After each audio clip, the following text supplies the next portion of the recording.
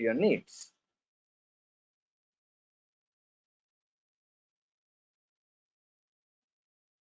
Okay, so you can able to use the themes according to your needs. But if you observe, there are only few themes available over here. Okay, but let me just go over here, search for themes. Okay, and in the system UI, you can able to find one application module. Click over here, and you can able to see the themes. There are almost 21 themes available over here. But if you see 5, 10, and 1, only 11 themes you can able to see. But there are 21 themes available. Okay, because these themes are there in the system, but they are not active.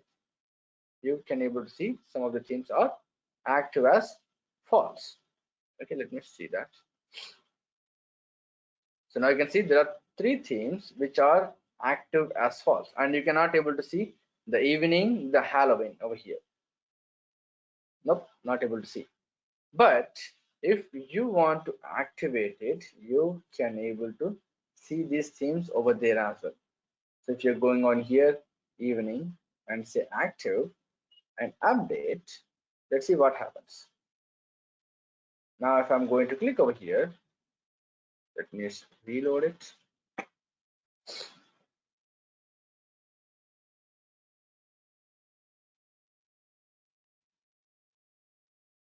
Go on themes, and now you can see the evening. Where is it? Okay, so depending on what color you want to choose, you can able to select it. And if you're going to activate this as well, Halloween,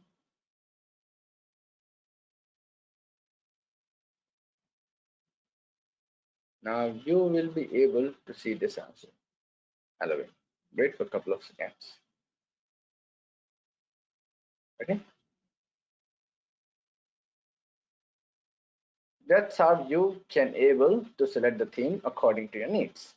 And accessibility. So this we're going to talk about once I'm going to start the development, so don't worry about it. And list. So list view is going to be like this. So imagine that if I'm in the incident list, okay, so initially I prefer the theme of that. Now this is what exactly I prefer. Okay, now you can see this is the list view of the incident table, or any table you can able to take. And you can see the short description can have a lengthy naming convention.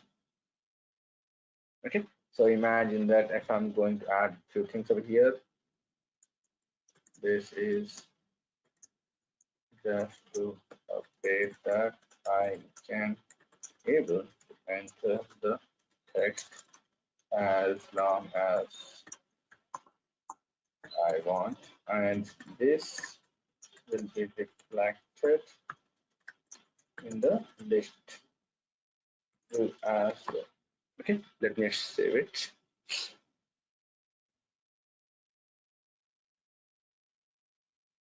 Okay, now if I'm going to refresh it, now you can see that a couple of times the short description or any field can have a specific text which is full online. In that kind of scenarios, this has been wrapped for a specific window or a specific section. If you do not want to wrap it, you can able to click over here. Okay, the moment you're going to do it, you can able to see that this has been not been wrapped, and this is how exactly can be shown. Okay, and if you want to wrap it only for a couple of for this specific thing, you can able to wrap it, and the moment you're going to wrap it, it will be in this specific section only. Okay, that's how you can able to use the list settings and the form settings. If you are going to open this form,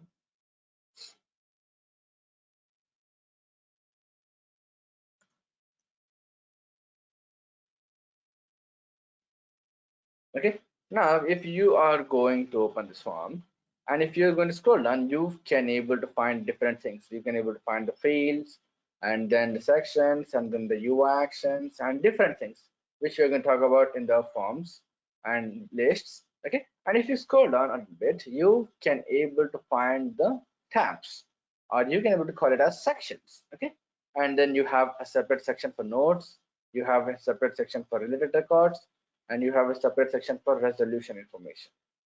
Okay, so you can able to have it in the tabular form, which in the tabs, or you can able to lose them. Now you can see we have notes, we have related records, we have resolution information, which is loose. Okay, it's completely upon you. How do you want to proceed further? Okay, and if you scroll down a bit, this is section we are going to call it as the related lists. Okay, so how you want to load the list? Okay, so do you want to load the list along with the form, or after the form loads, or on demand? Okay, so what exactly happens is, the moment you are going to open the form, if you are going to select it, so with the form the list is going to be loaded, and if you are saying that initially load the form and then the related list, then the form is going to be loaded and then the related list is going to be loaded, and you say that I'm not going to use it that much, so I'm going to load it according to my needs on demand, so I can able to manually refresh it. Okay, so that's how you can able to use on demand. Okay, and notifications. So ServiceNow does provide the notifications, so meaning that ServiceNow will send out the notifications, emails, messages to their individuals or to their users.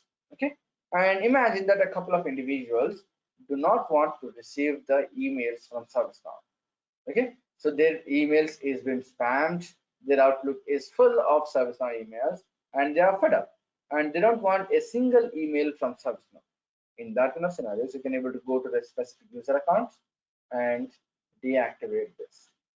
The moment you're going to do it, all of these emails will be blocked for this specific user, so no a single email will be sent from ServiceNow.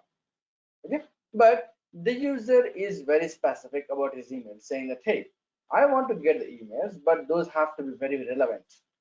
Okay, so because I'll be working on a specific application for only few things. Okay, in that kind of scenarios, we have categories, so you can able to allow them by category, saying that, imagine that I'm not using the configuration management, so I don't want to get any emails, so you can able to go over here and inactivate it.